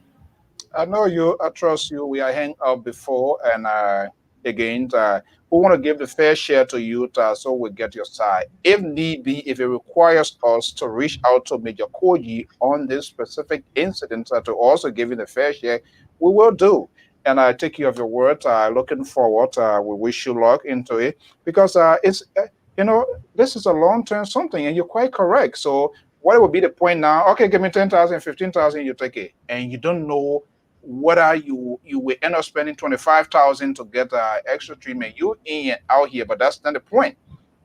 You were seriously inflicted, and they need to take responsibility of that. All right, Mr. Bill, this is the CEO of Vision Networking Liberia, my dear brother and friend. I want to thank you so much for taking up your time to speak with us here. Please let us know if there's a need to expand on this conversation. When you compromise, you must have my own Okado here. Okay. All right, Chief. Okay. Thank you so much. All right. Yeah. All right, folks. That's it here. Let's see. Let's take a quick commercial commitment here, and we will be right back before we wrap up here. I'm Alfonso Zienso of the Liberia Public Radio and Lpr-Tv. For those of you who have immigration issues, there are people who does that, who can fix it up for you. Let's just go to them here quickly.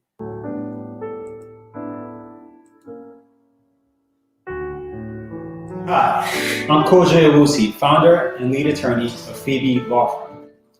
Phoebe, which means for immigrants by immigrants, is a law firm that is created to solve the problems of lawyers who are not sensitive to the needs of immigrants here in the United States.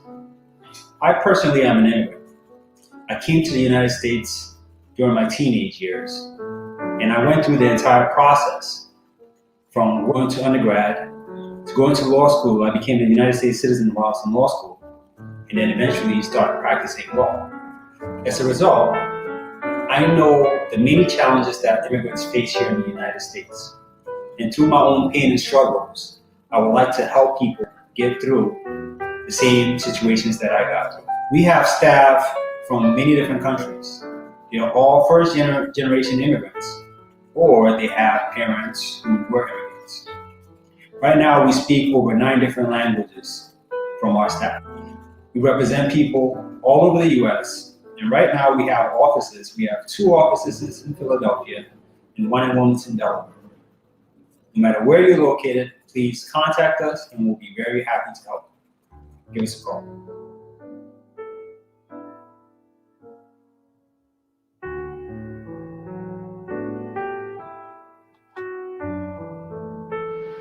Phoebe Law Firm, for immigrants, by immigrants. Phoebe, para inmigrantes, por inmigrantes. Phoebe, de muhajirin, para de muhajirin. Phoebe, the immigrants, not your white immigrants. Phoebe, pour les immigrants, par les immigrants. All right. There you have it. Those are our Ghanaians. Brother based in Philadelphia, if you have immigration issue challenges, you can Let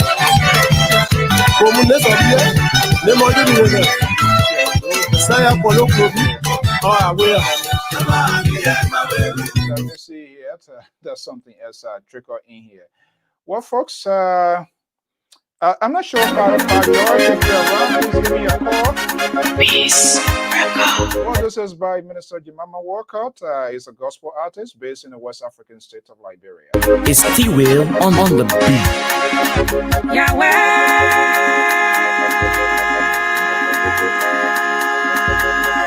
Hey, Yahweh. Hey, Yahweh. Yeah, Yahweh. Yahweh, come for my rescue.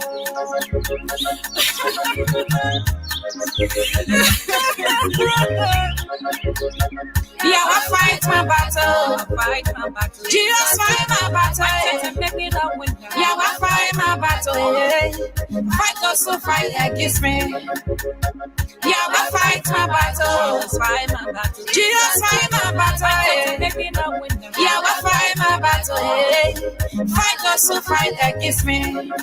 This is a special treat going out to all our listening folks. The battle we're having in Liberia is so huge. Yeah, I fight my battle. Fight those who fight against me. Yeah, I fight my battle. This battle is so heavy for me, no. I cannot fight it alone, no. You promised to fight it for me, no. Yeah, fight my battle. Jehovah, fight my battle, man. Clipper, fight my battle. Fight it and make me a winner. What kind of life when you're living? When I apply for trouble, can I get it? What kind of life I'm living today? When I appear someone, they don't recognize me. What kind of life when you're living? My friends are children, but I don't have one, no. What kind of life I'm living today? When I read my application, they don't accept it. Papa, fight my battle. Fight the depression battle, man. Jehovah, fight my battle. Fight the suppression battle. Jesus, fight my battle. Lion of the tribe of Julia. Miracle working God. Fight this battle for me, Lord. Great that I am. Mighty warrior. Come to my rescue, Lord. Fight this battle for me, Lord. Oh, fight this battle, Lord. Oh, fight this battle, Lord. Oh, fight this battle, Lord. Fight this. What I want to thank you so much for being part of today's program here. I'm Alfonso Ziensot of the Liberia Public Radio and Lpr-Tv. Here, I always bring you news, information, and entertainment right here from the New England Bureau, from the Ocean State of Rhode Island. What, Pa George, if you are listening, I want you to call in to just get your take. I see you tweeting here as well. So we're gonna be wrapping up here. The liberal progressive of the Liberia Public Radio, Samson Brown Tour, will be coming on this evening as usual. We have to keep praying for our country. This is the role. Courtesy of Liberia Public Radio, correspondent based in Saniquili, Daniel Gatter. That's the current role leading to from Ganta to Saniquili. Ganta to Saniquili, and we are talking about having an election made, the senatorial election, the presidential election going to be coming in 2023. I look at this, I'm concerned how will voters really get through to be able to exercise their birthright. This all is a challenge for our country, and we have to do it. And sometimes we see our politicians, stakeholders, or those that are in authority, the way they conduct themselves, the way they take their leader. I mean, the leadership of the country is troubling, and this is across the eye. The oppositions, the government, and those that are in authority, their failure to exercise good skills of leadership is just incredible. Every evening, every night, there's some sort of fuse unnecessary tension is building up in the country. I listened this morning again to Representative Yeka Kolova. I just don't understand what is going on. And while those that are in authority are not acting, I just don't get it. I don't know. I don't know what is going on. And this is how the tension is building gradually. And we do not recall history, the events of history unfortunately. And we need to pay close attention to see what is unfolding, because guess what? We went down this route before. No one person has monopoly over violence.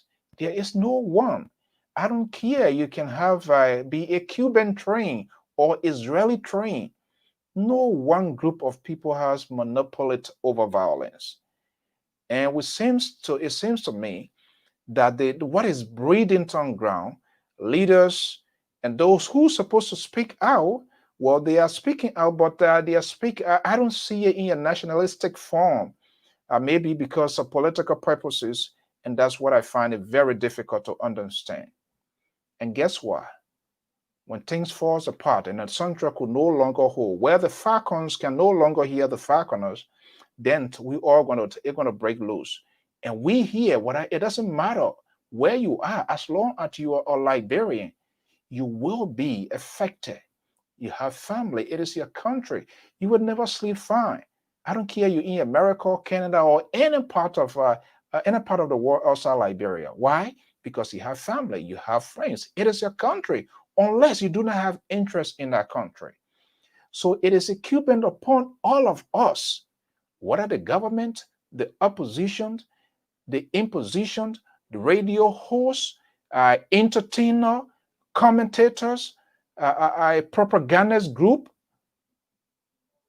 we must exercise maximum tolerance to address situations, issues that are confronting our country. If you can't help it, do not help to exacerbate, do not help to increase it to any level that you know you cannot decrease it. And that's what I've come to realize. Our political leaders, our stakeholders, they are very much intolerant, lack of leadership, their inability to stabilize, to minimize tension.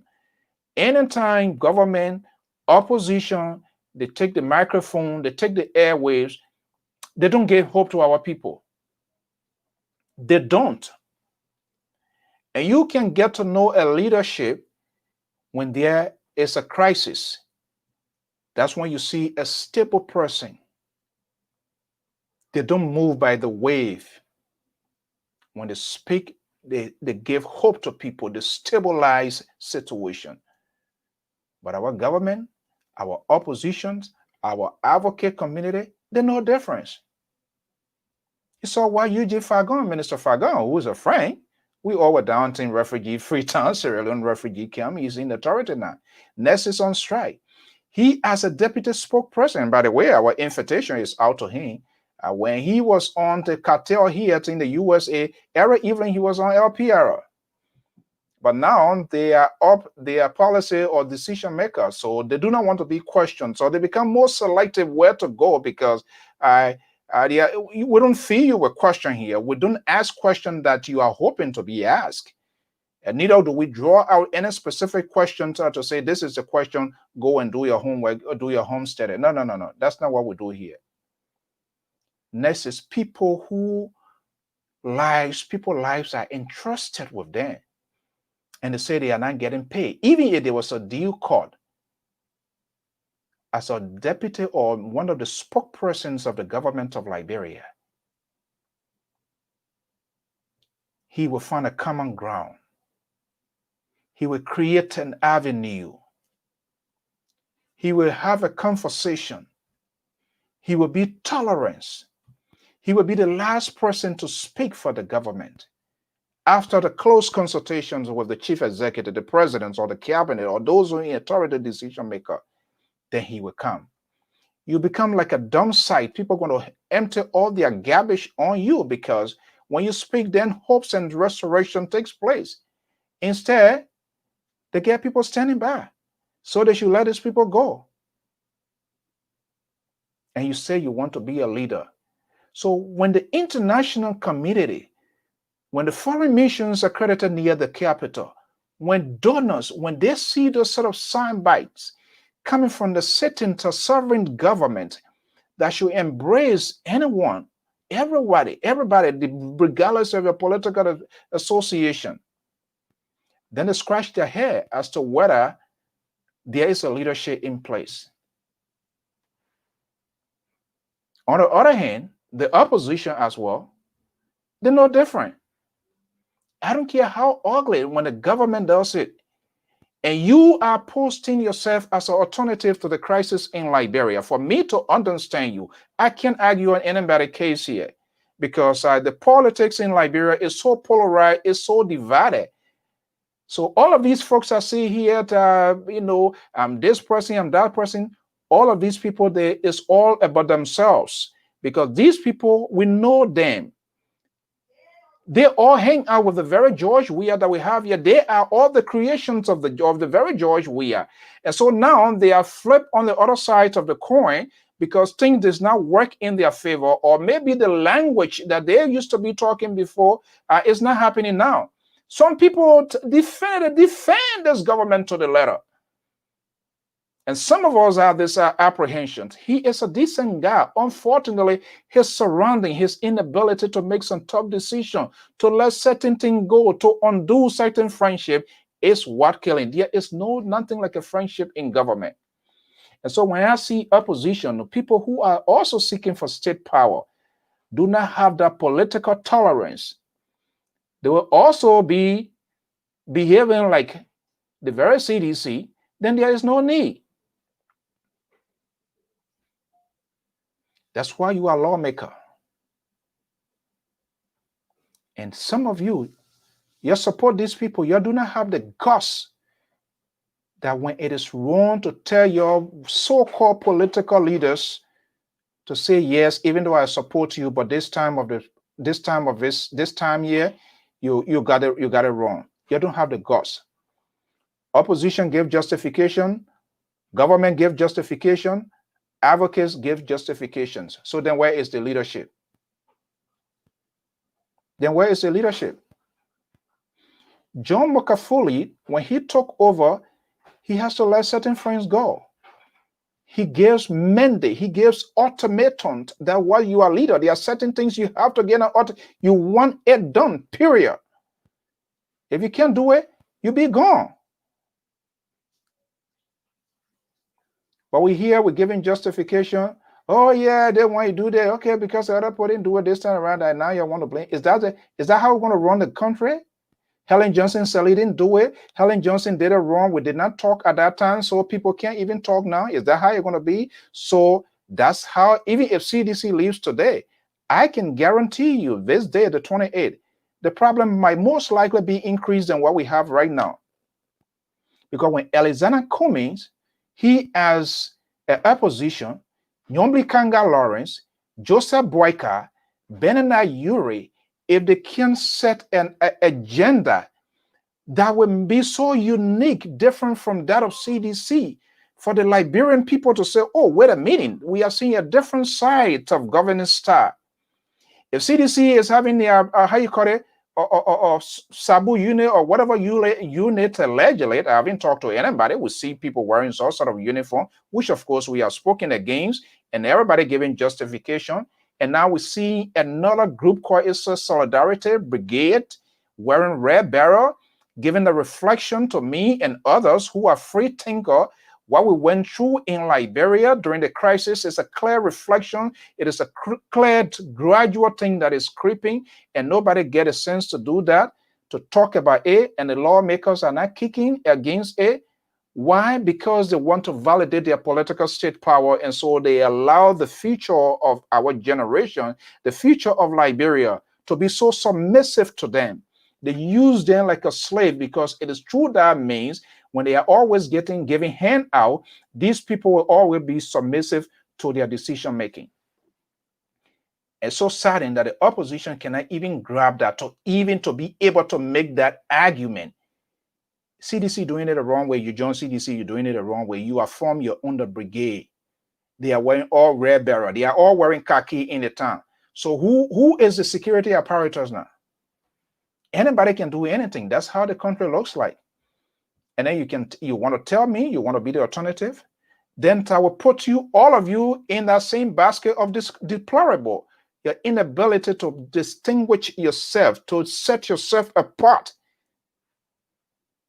That's how I'm going to come to the conclusion. By this time, coming to this election, Your language should be fine-tuned. You should tweet your words. You should tweet your conversation. Have a genuine conversation. Be a good listener and provide alternatives. You form a coalition and it's breaking into part, and people are now holding it. You have folks of Taiwan who is also from the ANC now, even though he knew very well where he was going into. It's a gambling. Anybody can be it. Now he's now holding, and he's going as an independent. I'm still wondering whether he's still part of the ANC. And you have some folks who are also part of ANC. They are still saying they are standing off with Taiwan. These are some of the things that we forecast long term that is not going to work. We have seen the history of the opposition in Liberia. There's no evidence, nothing suggesting that it has worked before or is even going to work now. Why? Because these folks, all of them, they are greedy. It is all about themselves. You're seeing them acting so sorry for now, but you give them the next 9 years, when they go to Capitol building, they're not going to make no difference. Yes. They profess like they are advocate. They are not no damn advocate. It's all about themselves. They are not. And it's getting some of our pissed the manner in which the country is being treated. But self and few people think they're going to hold our country hostage because it's not working their way. And then we really want to make comparison. Ghana, Nigeria, Sierra Leone, Cote d'Ivoire. It comes with an ultimate sacrifice. And that sacrifice, it is incumbent upon all of us to make that sacrifice, to realize that Liberia is a sovereign nation, the country of 173 years old. And we have few greedy people. People do things out of the way, and the justice system is being compromised. The system in the country is not respected. People do anything they want to do, and they get away with it. Yet we profess to have a country. And when you say you are an opposition, that to see yourself as an alternative, and you are not proving that, when something comes out of your mouth, people who are supposed to come to you, they run away. And then you say you're talking for your political leaders. You don't even know their agenda. You can't articulate their message. You're so insultive to people. How can they come? How can people pivot in your direction? And these people do not even have the guts to stand up to these people that are speaking to them, whether they were directed directly or indirectly. You saw John McCain. He went to a rally. And a citizen who was an ordinary person, that's not anybody that comes to your rally, they are your supporter, but somebody came out and said something ridiculous about Barack Obama. McCain went and took that microphone and said, no, this is not a McCain. This is not what I stand for. This is not America. How many of our politicians can do that? You don't even have control over your auxiliaries or these little tiny groups you get. All of them, they are so sycophants. Or they're all seeking jobs. They say they're advocating. You're not advocating for me. You're advocating for yourself. Do you guys know what advocates mean? How long you been in the advocacy? And you sit down, you act and talk like a little chihuahua all over the place here. And this do this and this do that. Alice Kumi, George Weah, this, that. All of you doing the same thing. Believe me, if there was something to experiment today, George Weah and his people will leave. Let's give it to these people. Hell going to break loose. They will be fighting who wants to go to Lpr-Tv, who wants to go to MPA, who wants to go to Telecom, who wants to go to this place, Araba International Airport. You form a group, 4-person group, for God's sake. You see what is unfolding, and there's no way that you can continue, and you give justification. Yeah, it can happen all over the place. That was the same thing Charles told to the people in the All-Liberian Conference. He said these people, they will be fighting and I will be elected as president. It happens.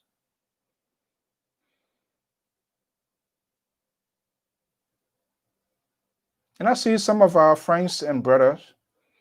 If I look on the opposition side, people that talk sense, and having a good opposition, the government side, I see 2%. One, George Lobo, he tried to speak to the issue. most often, but sometimes he's kind of positioned, because you must be focusing on your party's agenda, what your party can do as an alternative to what is happening. And then maybe for the CDC people talking point, Randy Dapo, whether what he's saying is true or not, but he always presents something, profess that this is the appropriate agenda. Why his argument is valid, whether they are taking it, that's another thing. But I'm just only saying this to say, if you are supporting a people, you must be able to know the in-depth of the institutions or the individual that you are supporting. But some of you come and cause more harm than even good. You make people scared. Liberian people are no longer stupid. They are washing. So you must be dishing out your money, the money that the country does not have, you dish it out. And you think your opposition, you think you just want to win on sweet talk without investing. You don't know election is a costly thing. Get your money and keep it. Your phone all sort of exonerate all over the place. So that when you win one election, everybody, whoo, just how the CDC government increased the size of government after Helen Johnson said leave, that's the same thing you're going to do. All these people that are talking all over the place here, they can tell me they don't want job. I'm not going to be talking for nothing and say I don't want job. Why you don't want job? Unless you are unpatriotic, that you don't want to serve your country. It's not a matter of don't want job, but why you taking on the job, your authenticity, the genuineness, the seriousness, and how you're going to take your country. That's what matters. It's not an issue of you don't want job. If anybody tells you, I'm just talking for the Liberian people, tell them they are freaking lying to you. And that's why some of you people buy in. So here, we tell people what you need to know, not what you want to hear. If you want to hear what you want to hear, go to Prince Sherry. Prince Sherry will tell you the CDC playbook. Go to, how they call it, Yasini. Yasini will tell you the ANC, and the list goes on and on and on. Until you can learn to listen to what is genuine, what needs to be told, and you can look in the eyes of your people that you support, regardless of what is happening. If they missed the mark, tell them today you got it wrong. You can't even tell them now. So when they become director or minister tomorrow, or become another under 102 or 105, then you will look in their faces and tell them. It will be no different from Jefferson KOJEE'S as well. Because all it about you is to validate and glorify your political leaders, when the country, Liberia, should come first. It's 4:50 Eastern Standard Time. I'm Afonso Z and Sort of the Liberia Popular Radio. I think after here, I got to take maybe, I don't know, to take a headache medicine, because the story of Liberia is just insane. We have to be open. We have to be open and be sincere, because let me bring in this gospel artist, the call Bless. I'm blessed. I know I'm blessed, so let's bring it, and we're going to be rapping all here this evening. Come on! Hey! He kill it. Okay! Yeah, let's go. Yeah, didn't know I would get this far. Yeah, didn't know it would be right now. Well, that's how we're going to be going on here this evening. So right here, it's on the Liberia Public Radio 10 Lpr-Tv. Oh, yeah. Didn't know I would be this far. Yeah. Well, you call the opposition people, you kind of want to talk to you, they don't come. You call the government people come, they don't want to come, because they want to go places where people are going to give them oatmeal as if they don't have teeth in their mouth. Here, we give people pancana. I'm a crime man. We ate pancana. That used to be my hamburger anyway. Give up. I almost like home. My heart was broken. Nobody to turn to. And Liberia is bleeding. Liberia is bleeding, and nobody. We all acting like we don't know. Confusion. Jesus, you kept me together, Papa. You have group of pastors taking politicians, anointing politicians when they're supposed to be praying and fasting for the country. It's just crazy. And part of that is hunger. When the country is poor and people can find something to eat, they will be subscribed to do something that is so stupid. And that's why it's happening.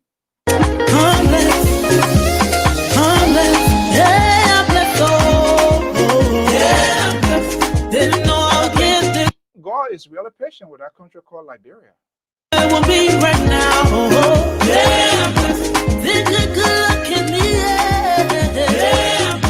Oh, bless. Didn't know I would be this far. Well, folks, sometimes we just gotta get it out of our chest, because what is unfolding in our country is horrible. It's bad. And that's why Liberia Public Radio and the African Star newspaper, way ahead the other day, issue a commentary. We are noted of putting ourselves on the record. That election must be called off until there are 6 recommendations made, because we have to create a level field. See what is happening. I just talked to a senatorial aspirant yesterday from Mount Gibby County, and the narrative is all over the place. Why? You, Jesus, it's because of you I'm a better human being. It's because of you, Daddy, I'm a better human being. Better somebody, Papa.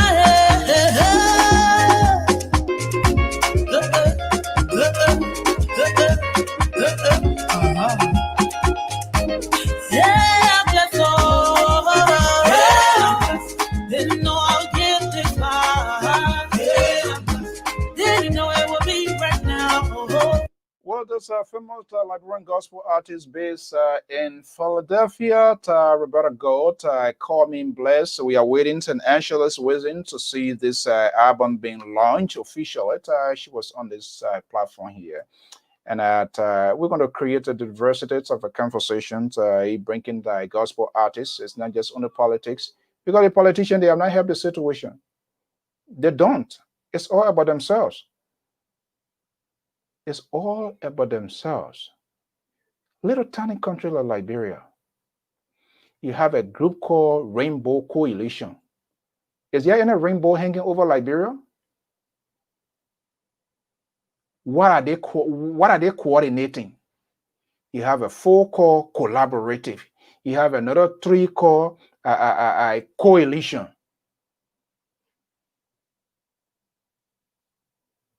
Nobody wants to give way. And some of these people, the Benina Ure, the LS Kumi, all these other people, why, and this is why it's kind of crazy, finding it very difficult to interpret. Why some of them can go, the legislative branch of government, I should hold the executive branch of government to responsible if they know that things is not going right. Why some of them can't go there to be a real Highlander, to be like the Chuck Schumer or Nancy Pelosi, who will stand out to Mitch McConnell or Donald Trump? Why? Why they can't? Why they can't even test their political strength? It's only the presidency? John Kesey contested for the presidential election. He didn't find his way through. What happens? He went back to his homeland, Ohio, and became governor.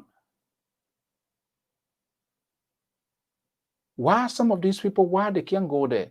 Or is it that in order to also fraud government, they want to they just want to be in the opposition column, so that even if they are not doing the right thing, government goes after them. It will be saying that government is witch hunting the opposition. Benina Ure, can he be senator of Moserado County?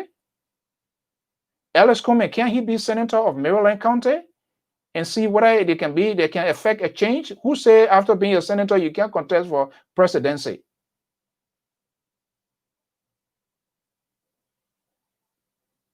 Who said that? But you have the 103 men and women in both houses of government who can't even sit to coordinate for the sake of the country. That is scaring. So I see no evidence that even we say another batch of people here, it will be all about themselves. And they will tend to NGOs to be giving stuff hand out to people instead of providing legislation to make better the lives of our people. Folks, have a pleasant day. I'm out of here. Join the Labour Progressive this afternoon. He will be right here with you. Take a good look at me.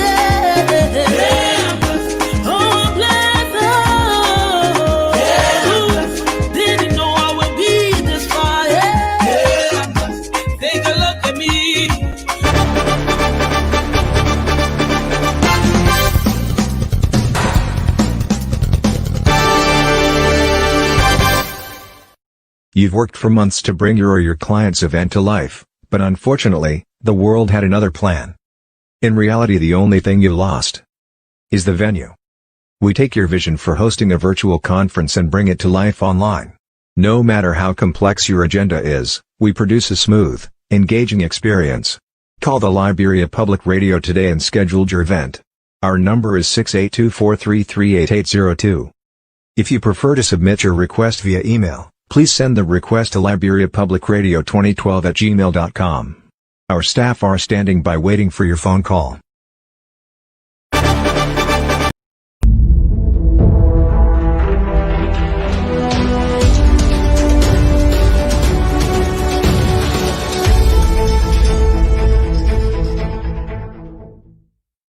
A life so beautifully lived deserves to be beautifully remembered.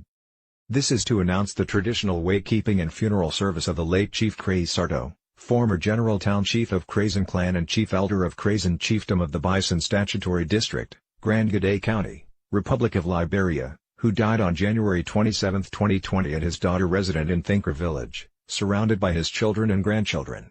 The body of the late Chief Crazy Sarto will be removed on December 15, 2020 at the Samuel Stryker Funeral Home in Sincor and will be taken to his daughter home in Thinkers Village for a night of wake-keeping. The body will then be taken to Duaji Town, Grand Gade County for 3 days of traditional wake-keeping. Funeral service will be on Saturday, December 19, 2020 at the Assembly of God Church in Duaji Town. The remains will be laid to rest at the family cemetery in Duaji Town. Repast follow at the family compound in Duaji Town. The traditional aspect of the late Chief Crazy Sarto life celebration will be the Kron artists performing lives making their present felt will be the Watsiato of Claude Romy and Blade Mary, Poimile Group of the Ivory Coast, Sumu Club of the Ivory Coast, Kron International Artists Blay Franco, Jefferson DK Nyangbe, Eric Duo, Chablo and Tour, Juice Sandy, Saba J, Festus D. Carr, Sea Levels and the gospel artist Ezekiel Wright.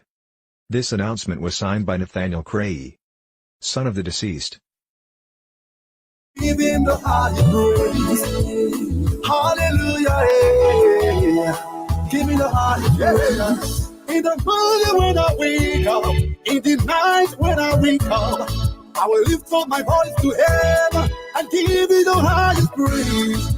Hallelujah to my King. Hallelujah to my Father. Hallelujah to my Jesus. I bow before the throne when I look at all the wonder and I see